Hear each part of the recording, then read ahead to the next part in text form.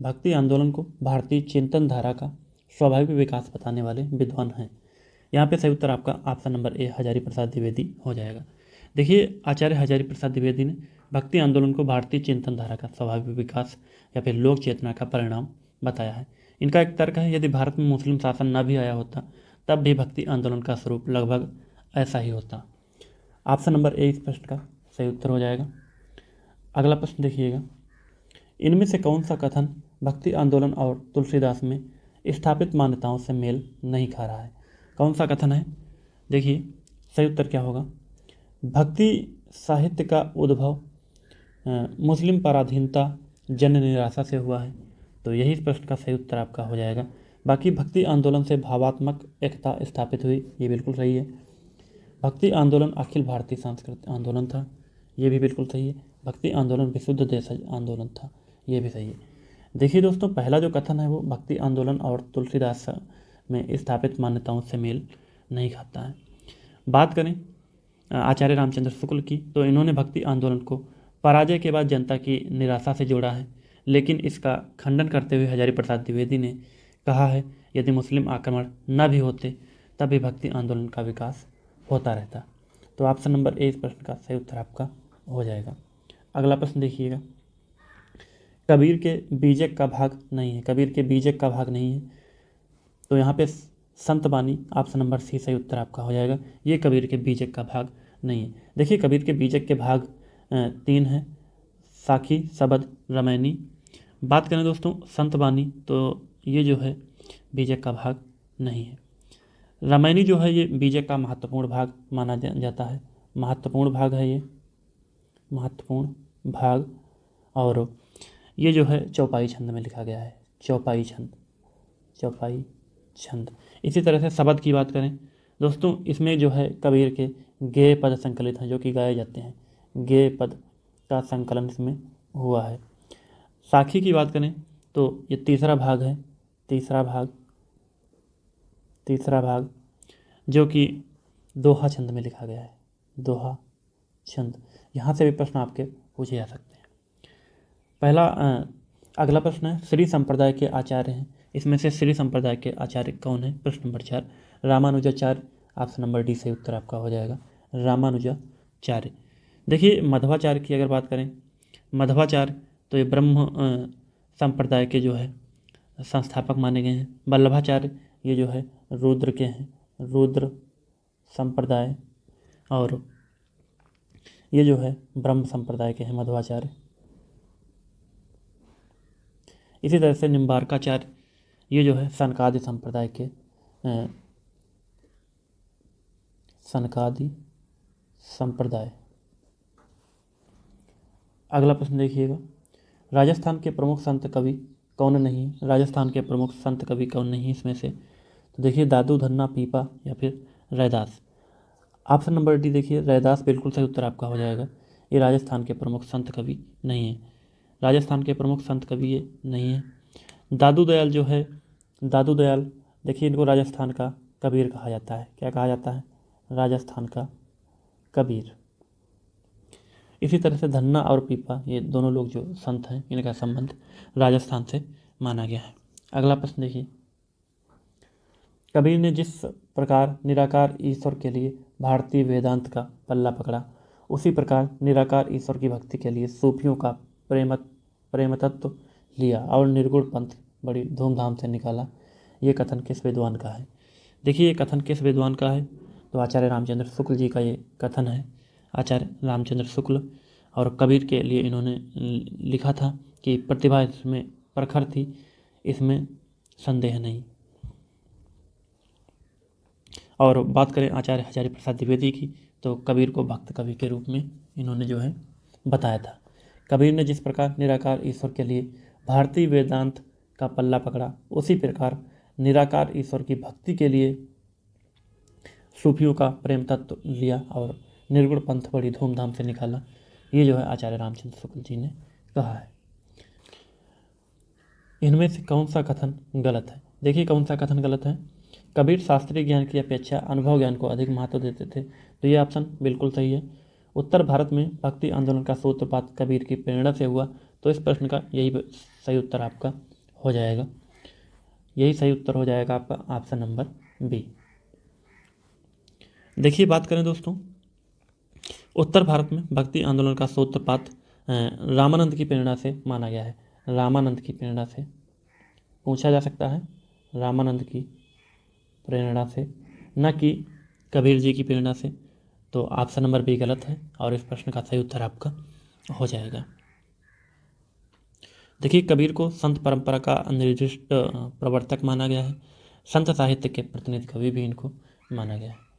कबीर की परिचयी के लेखक कौन है? कबीर की परिचयी जिसमें कबीर के बारे में परिचय दिया गया है। प्रश्न नंबर 8, देखिए अनंतदास जो है, अनंतदास ऑप्शन नंबर ए सही उत्तर हो जाएगा। कबीरदास का जीवन परिचय का पूरा वर्णन इसमें किया गया है। अगला प्रश्न है, मध्यकालीन संत काव्य पर निम्नलिखित में से किसका प्रभाव नहीं पड़ा? नाथ साहित्य, उपनिषद, अद्वैत दर्शन, जैन साहित्य। सही उत्तर आपका ऑप्शन नंबर ए हो जाएगा। संत काव्य पर जो है नाथ साहित्य का प्रभाव नहीं पड़ा है। देखिए नाथ साहित्य पर नाथपंथियों की हठ योग साधना और निराकार ईश्वर के विचार का गहरा प्रभाव पड़ा था। अगला प्रश्न है, कबीर के संदर्भ में निम्नलिखित में से कौन सा कथन असत्य है? कबीर के संदर्भ में कौन सा कथन असत्य है? सही उत्तर क्या हो जाएगा? कबीर के काव्य में दाम्पत्य द्योतक प्रतीकों का सुंदर प्रयोग हुआ, तो ये सही है। काव्य रचना कबीर का प्रथम लक्ष्य था। देखिए इस प्रश्न का सही उत्तर आपका ऑप्शन नंबर बी हो जाएगा। ऑप्शन नंबर बी, काव्य रचना जो है कबीर का प्रथम लक्ष्य नहीं था। प्रथम लक्ष्य इनका नहीं था दोस्तों। देखिए काव्य रचना जो है कबीर का प्रथम लक्ष्य नहीं था।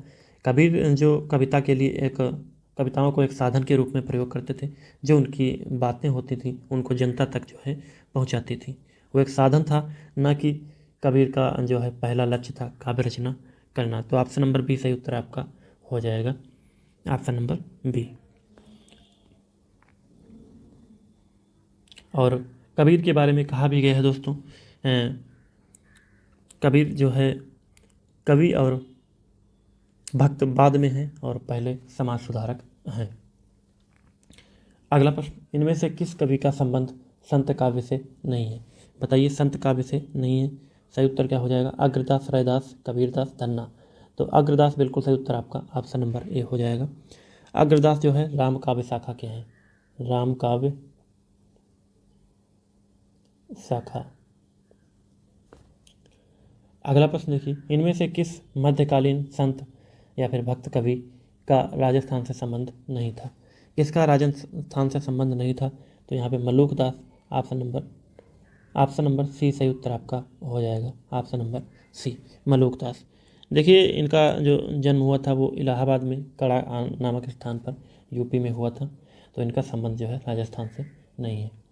अगला प्रश्न देखिए, निर्गुण परंपरा के सर्वाधिक शिक्षित संत सुंदरदास के संबंध में असंगत विकल्प है।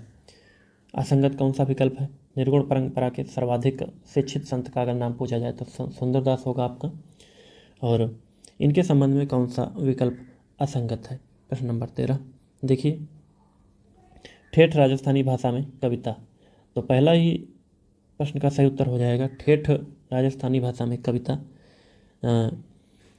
ये जो कविताएं करते थे वो ब्रज भाषा में करते थे, ब्रज भाषा में, ना कि ठेठ राजस्थानी भाषा में। इन्हें राजस्थानी, फारसी और अरबी का ज्ञान होने के बाद भी इन्होंने जो है ब्रज भाषा को काव्य के लिए चुना था।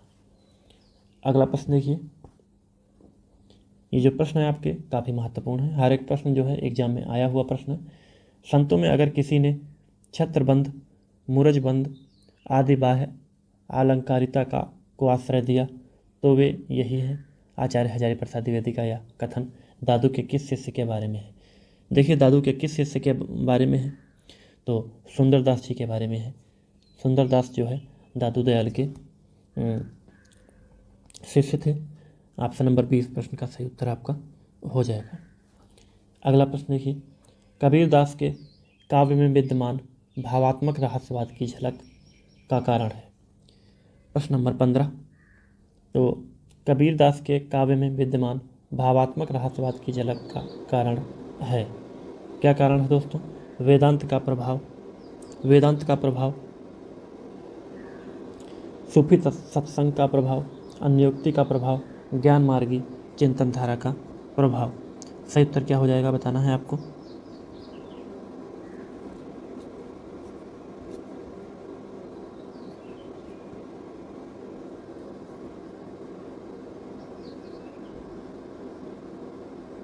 यहाँ पे सही उत्तर आपका हो जाएगा option number B. Option number B, सूफी सत्संग का प्रभाव। देखिए, चरणदासी संप्रदाय का अन्य नाम क्या है? चरणदासी संप्रदाय का अन्य नाम क्या है? चरणदासी संप्रदाय का अन्य नाम जो है सुख संप्रदाय, गुदड़ पंथ, लाल पंथ, अलखिया संप्रदाय। तो यहाँ पे सही उत्तर आपका ऑप्शन नंबर ए हो जाएगा। चरणदासी संप्रदाय का दूसरा नाम सुख संप्रदाय है। देखिए, इसकी प्रधान पीठ कहाँ है पूछा जा सकता है। प्रधान पीठ तो दिल्ली में इसकी प्रधान पीठ है, दिल्ली में है। संस्थापक इसके चरणदास हैं। संस्थापक कौन है? संस्थापक चरणदास जी इसके हैं। अगला प्रश्न देखिए, दादू पंथ का प्रधान पीठ कहाँ पर स्थित है? दादू पंथ का प्रधान पीठ है, इसमें पूछा गया है। तो ये कहाँ पर स्थित है? सही उत्तर आपका हो जाएगा ऑप्शन नंबर बी, नारायणा में। कहाँ स्थित है? नारायणा में स्थित है। ये जो है जयपुर के पास दादू ने अपने अंतिम जीवन का जो समय है वो बिताया था और 1603 ईस्वी में यहीं पर समाधि ली थी, जिसे दादू खोल कहा गया था। 16वीं 17वीं सदी के युग को भक्ति काल हिंदी काव्य का स्वर्ण युग मानने वाले प्रथम विद्वान हैं। 16वीं 17वीं जो सदी है जो कि भक्ति काल है, इसको हिंदी का स्वर्ण युग किसने माना है? प्रश्न नंबर 18। सही उत्तर आपका जॉर्ज ग्रियर्सन हो जाएगा। जॉर्ज ग्रियर्सन ने जो है भक्ति काल को स्वर्ण युग माना है। अगला प्रश्न देखिए, संत दादू दयाल की शिष्य परंपरा से असंबद्ध संत हैं। संत दादू दयाल की शिष्य परंपरा से असंबद्ध संत कौन से हैं इसमें से? प्रश्न नंबर 19। तो यहाँ पे पीपा बिल्कुल सही उत्तर आपका हो जाएगा। ये रामानंद के शिष्य हैं, रामानंद। अगला प्रश्न है, संत रज्जब द्वारा दादू दयाल की समग्र रचनाओं का संकलन किस नाम से किया गया? सही उत्तर आपका ऑप्शन नंबर डी हो जाएगा, अंगवधु नाम से किया गया है। देखिए, बात करें दादू की वाणी का सबसे पहला संग्रह जो है उनके शिष्य संतदास और जगन्दास ने हरडे वाणी के नाम से किया था। ये भी काफ़ी महत्वपूर्ण आपका पॉइंट। संप्रदाय के संस्थापक हैं, यहाँ पूछा गया गौड़ीय संप्रदाय के संस्थापक हैं, तो ऑप्शन नंबर डी सही उत्तर आपका हो जाएगा। चैतन्य महाप्रभु जो हैं वो गौड़ीय संप्रदाय के संस्थापक माने जाते हैं। इसकी जो स्थापना हुई थी वो 16वीं सदी में हुई थी। 16वीं सदी में कहाँ? तो बंगाल गौड़ प्रदेश में, बंगाल में हुई थी। देखिए, कृष्ण भक्ति पर आधारित इस संप्रदाय की स्थापना हुई थी, जिसके द्वारा भाव विभोर होकर कीर्तन और नृत्य करने पर विशेष बल दिया गया था। और इनके दर्शन को अगर पूछा जाए तो अचिंत भेदाभेद इनका दर्शन है, अचिंत भेदाभेद। काफ़ी बार जो है दर्शन पूछा जाता है, दर्शन या फिर दार्शनिक मत, ये महत्वपूर्ण है आपका। देखिए, बात करें हरिदास निरंजनी, तो जो पहला ऑप्शन है ये जो है निरंजनी संप्रदाय के संस्थापक माने गए हैं, निरंजनी संप्रदाय। इसी तरह से लालदास की बात करें तो लालदासी संप्रदाय है इनका, लालदासी संप्रदाय। देखिए, हितहरि वंश जो हैं इनका राधा वल्लभ संप्रदाय है। कौन सा है? राधा वल्लभ संप्रदाय। ये महत्वपूर्ण है आपका, काफ़ी महत्वपूर्ण। अगला प्रश्न हमारा है, रुद्र संप्रदाय की स्थापना किसने की? देखिए, रुद्र संप्रदाय की स्थापना किसने की? क्लास में आपको अच्छे से अच्छे प्रश्न देखने को मिलेंगे, अभी शुरुआत है।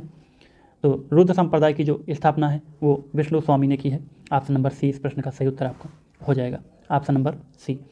देखिए, इनका जो दार्शनिक मत है या फिर दर्शन है इनका शुद्धाद्वैतवाद है। कौन सा है? शुद्धाद्वैतवाद है, ये इनका दर्शन है या फिर दार्शनिक मत कह सकते हैं। बात करें विष्णु स्वामी की, तो वैष्णव धर्म का जो है ये संप्रदाय है, जो भी रुद्र संप्रदाय आपका है वैष्णव धर्म का संप्रदाय है। और बाद में जो है वल्लभाचार्य ने इसे आगे बढ़ाया था, ये आपको पता होना चाहिए। दोस्तों, काफ़ी बार पूछा गया है कि वल्लभाचार्य को जो है किसका अवतार माना गया है? तो विष्णु स्वामी का अवतार माना गया है। यहाँ पर लिख लीजिएगा, विष्णु स्वामी का अवतार किसको माना गया है? वल्लभाचार्य को माना गया है, वल्लभाचार्य। ये सारे आपके महत्वपूर्ण पॉइंट हैं, इसलिए मैं साथ ही में कवर कराते हुए चल रहा हूँ। देखिए, भगवान शिव जो हैं रुद्र को इसका आदि आचार्य माना जाता है।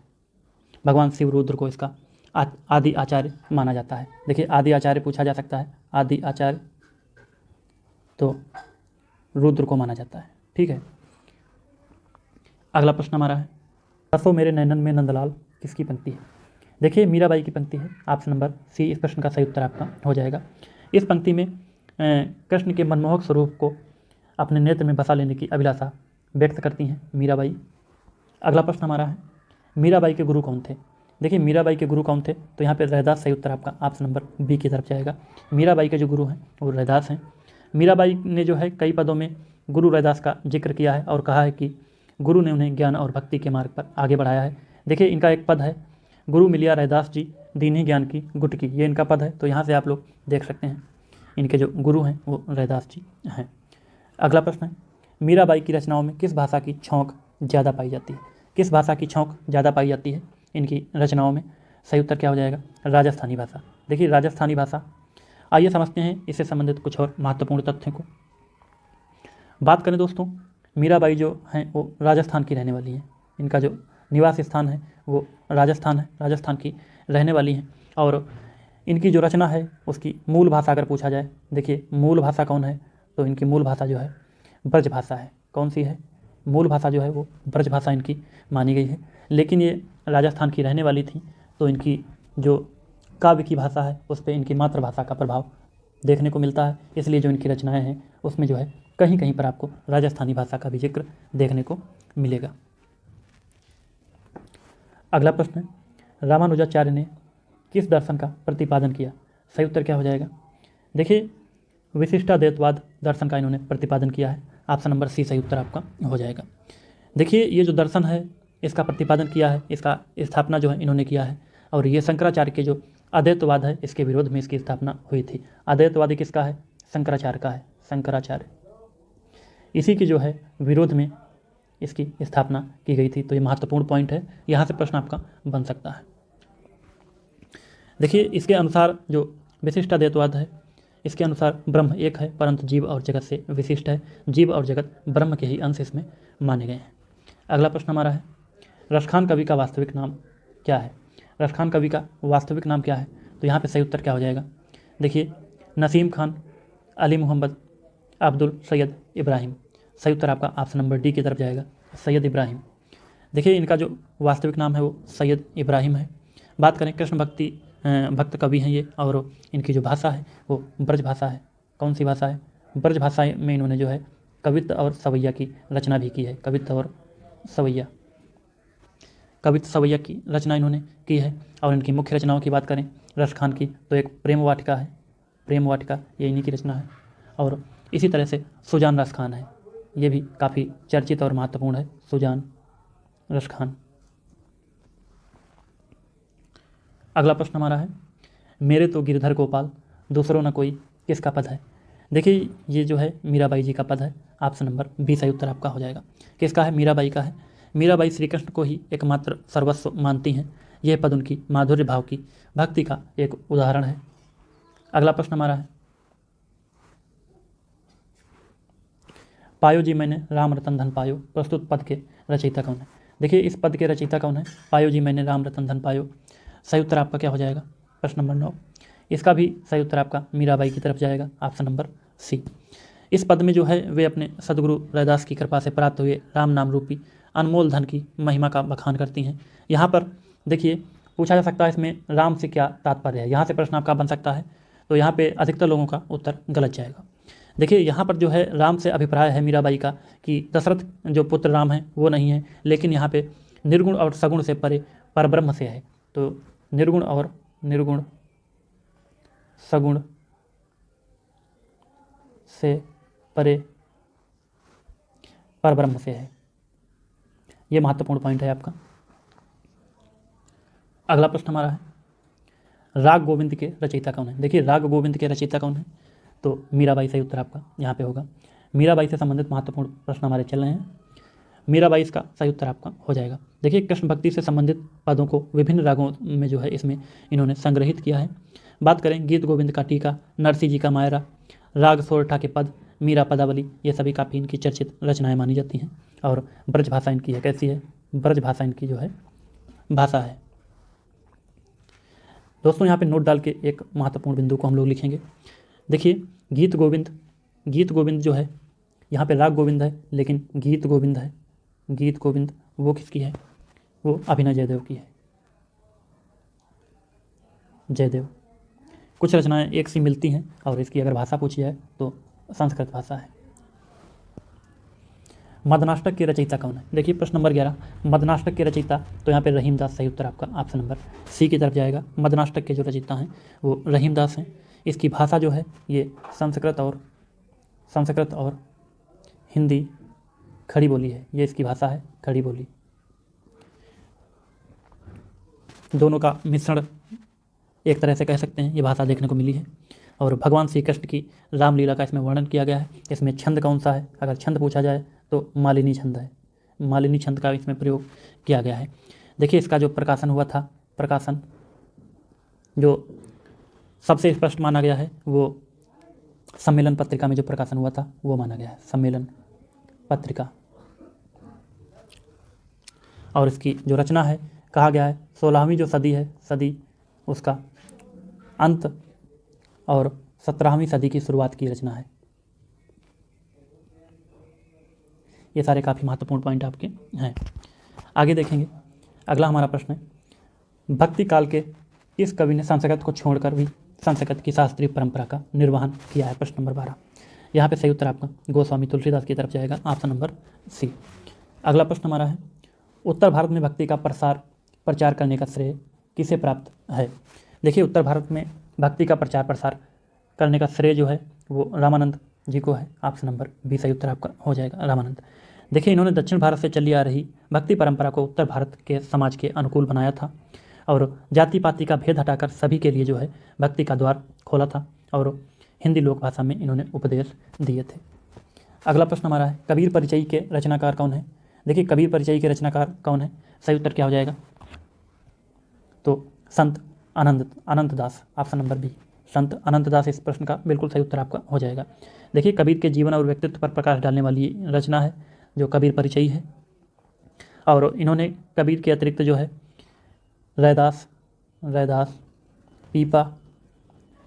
पीपा, नामदेव इन लोगों के जीवन पर भी प्रकाश डाला है और इनके नाम से जो है परिचयी जो है लिखी हैं, महत्वपूर्ण है।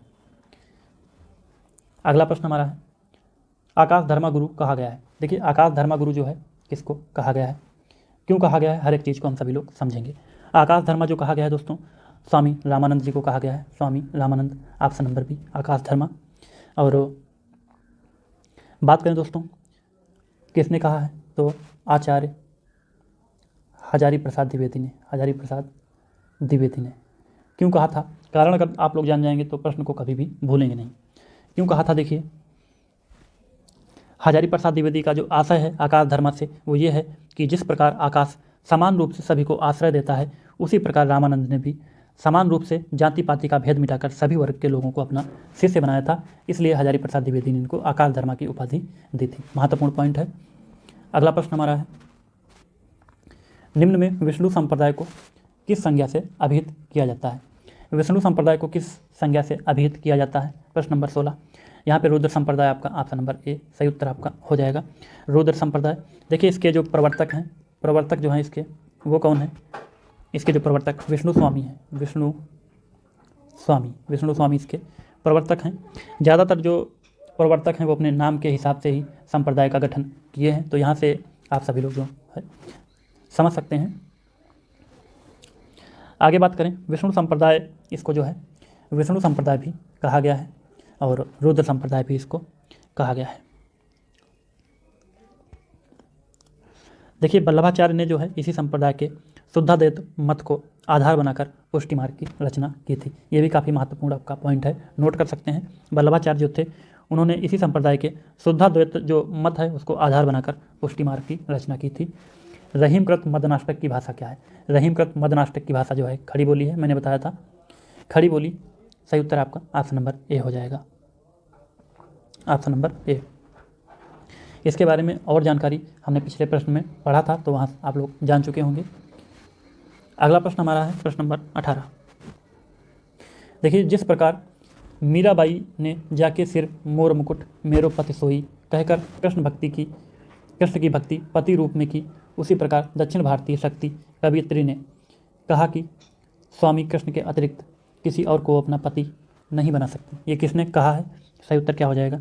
देखिए ऑप्शन नंबर सी, अंदाल या फिर अंडाल। ये कवियत्री हैं, इन्होंने ये बात कही है।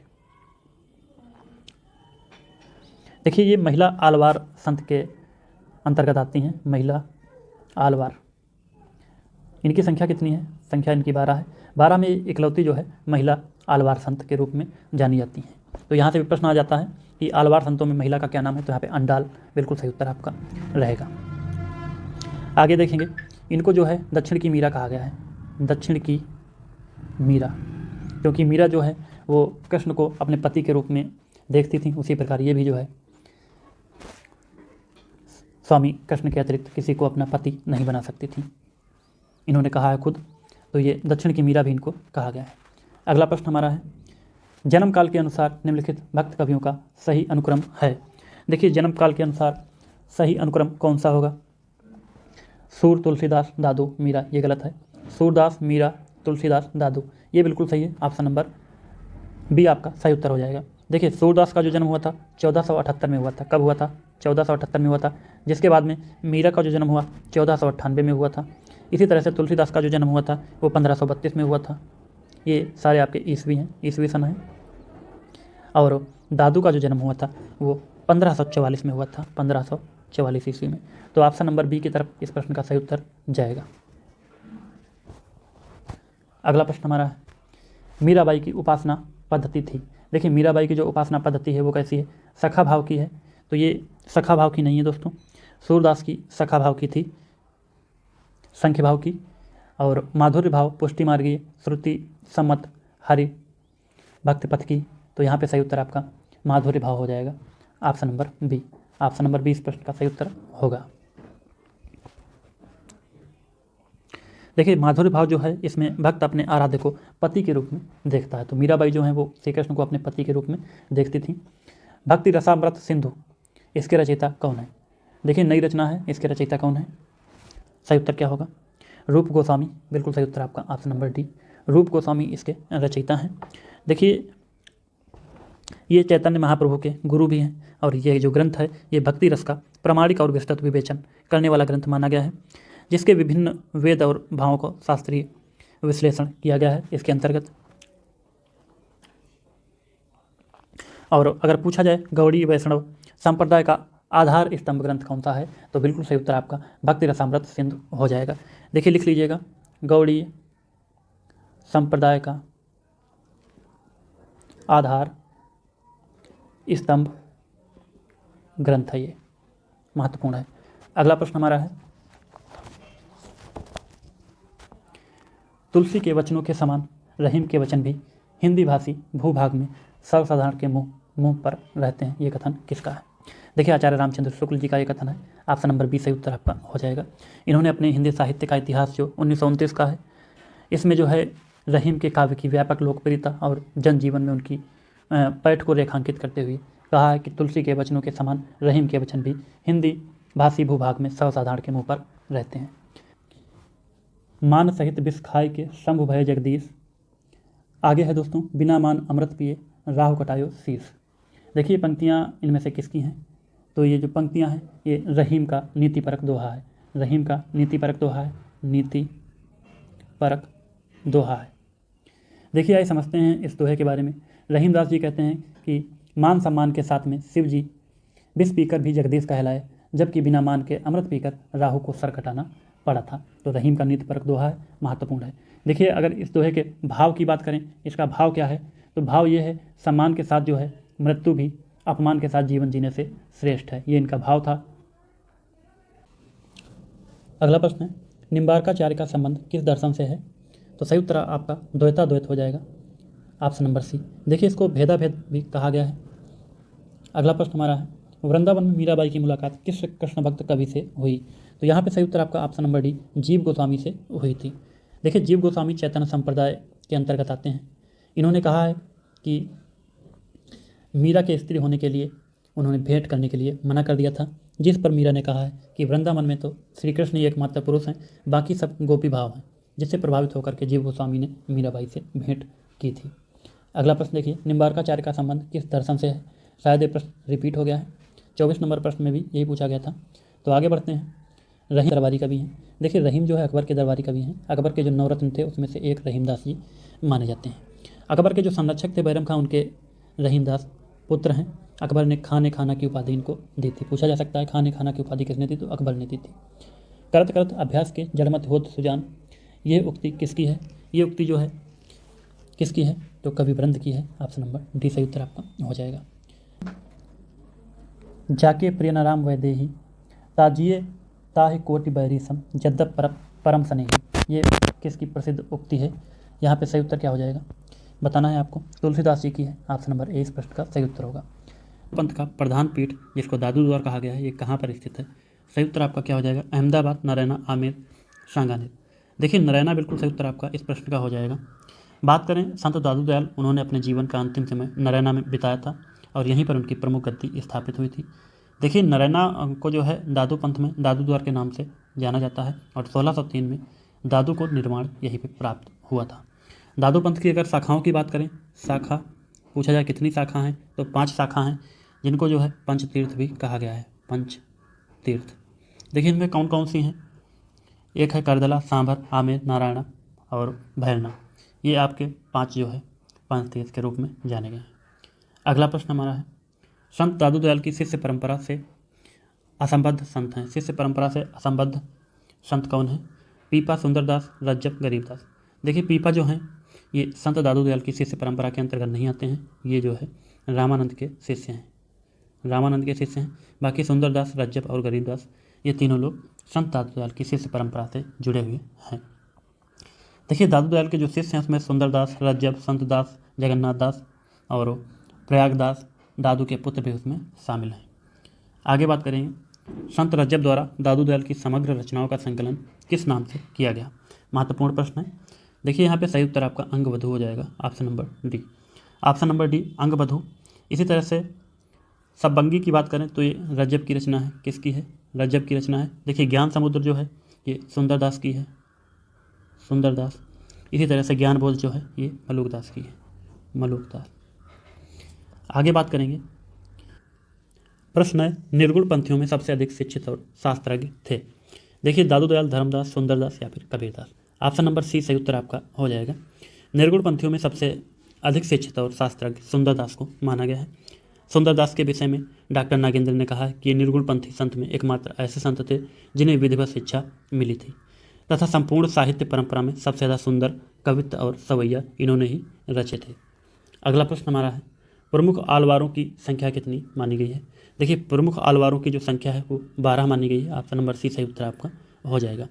इनके जो है 4000 पद देखने को मिलते हैं और जो 4000 पदों का संकलन है उसको जो है दिव्य प्रबंध कहा गया है। दिव्य प्रबंध पूछा जा सकता है आलवारों का जो पदों का संकलन है उसका नाम क्या है? दिव्य प्रबंध है और तमिल भाषा है इसकी, तमिल भाषा। और जो आलवार हैं दोस्तों ये वैष्णव भक्तों को जो है वैष्णव भक्तों को आलवार कहा गया है। आगे बात करेंगे, अगला प्रश्न है, राजस्थान से संबंधित संत भक्ति संप्रदाय नहीं है। राजस्थान से संबंधित कौन सा इसमें भक्ति संप्रदाय नहीं है बताना है आपको। प्रश्न नंबर 6 देखिए, निरंजनी संप्रदाय, जसनाथी संप्रदाय, लालदासी, बावरी। सही उत्तर क्या हो जाएगा? बावरी संप्रदाय। बावरी संप्रदाय जो है दोस्तों ये पंजाब, हरियाणा और दिल्ली के अंतर्गत आता है और इसकी जो वो स्थापना हुई थी वो बावरी साहिबा ने की थी, बावरी संप्रदाय की। अगला प्रश्न है, निम्नलिखित में से किस युग के दोनों कवि संप्रदाय निरपेक्ष कृष्ण भक्त कवि हैं? देखिए संप्रदाय निरपेक्ष जो एक संप्रदाय में बंधकर नहीं चलते हैं उन्हीं को कहा जाता है। तो कौन से ऐसे हैं? सही उत्तर आपका क्या हो जाएगा? रसखान और मीरा। मीरा और रसखान ऑप्शन नंबर ए इस प्रश्न का सही उत्तर आपका हो जाएगा। अगला प्रश्न हमारा है, 16वीं से 17वीं शताब्दी भक्ति काल जो है उसको हिंदी का स्वर्ण युग मानने वाले विद्वान हैं। देखिए भक्ति काल को हिंदी का स्वर्ण युग किसने माना है? सही उत्तर आपका ग्रियर्सन की तरफ जाएगा। Option number C Grierson. देखिए ग्रेसन ने अपनी जो पुस्तक है the modern vernacular literature of Hindustan, इसमें 16वीं से 17वीं सदी को हिंदी साहित्य का स्वर्ण युग इन्होंने कहा है। डॉक्टर श्याम सुंदर दास ने भी इसको स्वर्ण युग के नाम से कहा है। आचार्य रामचंद्र शुक्ल ने भक्ति काल का ही नाम इन्होंने ही दिया था। आगे बात करते हैं, दार्शनिक विचारधारा की दृष्टि से भेदवादी विचारधारा से संबंधित संत का नाम है। सही उत्तर क्या हो जाएगा यहाँ पे? प्रश्न नंबर 9 गुरु नानक देव। देखिए Guru Nanak Dev option number A इस प्रश्न का सही उत्तर आपका हो जाएगा। सिख धर्म के संस्थापक ये थे। और बात करें विदेशी जो आक्रमणकारी थे उनके खिलाफ लिखने वाले सबसे पहले संत इन्हीं को माना गया है। अगला प्रश्न है, अंखड़ियाँ झाई पड़ी, पंथ निहारी निहारी, और जी भड़ियाँ छाला पड़ा, राम पुकार पुकार। थोड़ा सा इसमें प्रश्न में टाइपिंग मिस्टेक हो गई है, तो ये चीज़ यहाँ पे होना चाहिए था।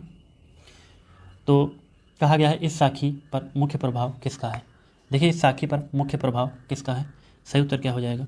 सूफी साधना पद्धति। ऑप्शन नंबर डी सूफी साधना पद्धति। ये कबीर की जो पद हैं वो साखी से लिए गए हैं। अगला प्रश्न है, निर्गुण भक्ति में माधुर्य भाव का समावेश होने पर क्या होता है?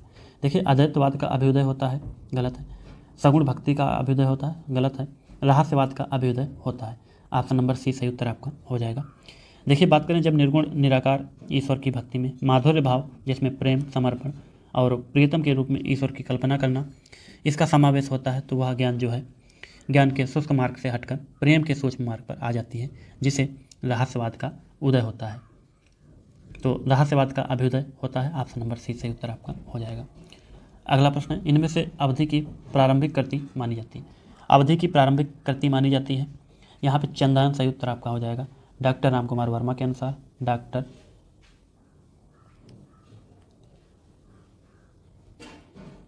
रामकुमार वर्मा के अनुसार बात करें, डॉक्टर रामकुमार वर्मा ने जो मुल्ला दाऊद की रचना है, ये किसकी रचना है? मुल्ला दाऊद। इनकी रचना को अवधि की प्रारंभिक कृति मानी है। इसी तरह से जो आचार्य रामचंद्र शुक्ल हैं उन्होंने मृगावती जो कुतुबन की रचना उसको माना था। हजारी प्रसाद द्विवेदी ने सत्यवती कथा जो है ईश्वरदास की, उसको जो है अवधि की पहली रचना माना है। अगला प्रश्न है, इनमें से तुलसीदास की किस रचना की भाषा अवधि नहीं है? कौन सी रचना की भाषा अवधि नहीं है? बताना है आपको। रामचरितमानस, कवितावली, जानकी मंगल, रामलाला, नाछू। देखिए प्रश्न नंबर 13 कवितावली, यहाँ पे सही उत्तर आपका हो जाएगा ऑप्शन नंबर बी। कवितावली इसकी ब्रज भाषा है। कैसी भाषा है? ब्रज भाषा है इसकी दोस्तों कवितावली की। और ब्रज भाषा की जो और रचनाएं हैं इनकी, जिसमें विनय पत्रिका है, दोहावली, गीतावली आदि हैं। इसके अलावा एक वैराग्य संदीपनी है, वो भी जो है ब्रज भाषा की रचना है। अगला प्रश्न है, उत्तरी भारत में राम भक्ति साहित्य का मूल प्रेरक किसे माना गया है? देखिए उत्तरी भारत में राम भक्ति साहित्य का मूल प्रेरक जो है किसे माना गया है? यहाँ पे सही उत्तर रामानंद जी को माना गया है। ऑप्शन नंबर ए सही उत्तर आपका हो जाएगा। उत्तरी भारत में जो राम भक्ति का प्रचार प्रसार रामानंद ने किया था, और रामावर्त संप्रदाय एक है, इसका प्रवर्तन भी इन्होंने ही किया था। तुलसीदास की रचना नहीं है। तुलसीदास की इसमें से कौन सी रचना नहीं है? बताना है आपको। रामलाला, नाछू, पार्वती मंगल, जानकी मंगल, राम रक्षा स्रोत। ऑप्शन नंबर डी ही सही उत्तर आपका हो जाएगा। राम रक्षा स्रोत जो है ये रामानंद की है। किसकी है? रामानंद की रचना है। तुलसीदास की रचना ये नहीं है। देखिए तुलसीदास की कौन सी रचना कवित्त सवैया पद्धति के अंतर्गत आती है? कौन सी रचना इनकी कवित्त सवैया पद्धति के अंतर्गत आती है? तो यहाँ पे कवितावली सही उत्तर आपका हो जाएगा। Kavitavali option number B. देखिए कवित्त सवैया इसकी शैली है, और छप्पय छंद का इसमें प्रयोग किया गया है। मूल गोसाई चरित्र के रचनाकार कौन है? मूल गोसाई चरित्र के रचनाकार कौन है? यहाँ पे सही उत्तर आपका ऑप्शन नंबर सी हो जाएगा, बेनी माधवा दास। इसी तरह से पार्वती मंगल के विषय में असंगत तथ्य है। देखिए पार्वती मंगल के विषय में असंगत तथ्य कौन सा है इसमें? प्रश्न नंबर 18 सही उत्तर हो जाएगा आपका। यह पद शैली में रचित है, तो ये पद शैली में रचित नहीं है दोस्तों। बात करें वर्णात्मक शैली में इसका रचना हुई है, और इसमें 164 छंद है। अगला प्रश्न हमारा है, रामानंदी परंपरा से संबद्ध नहीं है। रामानंदी परंपरा से संबद्ध नहीं है, सही उत्तर क्या हो जाएगा? Parashuram, Devacharya. Option number A इस प्रश्न का सही उत्तर आपका हो जाएगा। देखिए निम्बार्क संप्रदाय से संबंध है इनका, निम्बार्क संप्रदाय। आगे बात करेंगे। अगला प्रश्न है, सच पूछा जाए तो मध्य युग की समग्र स्वाधीन चिंता के गुरु रामानंद ही थे। उक्त कथन किसका है? ये कथन किसका है? हजारी प्रसाद द्विवेदी जी का ये कथन है। हजारी प्रसाद द्विवेदी, यानी ऑप्शन नंबर सी इस प्रश्न का सही उत्तर आपका हो जाएगा।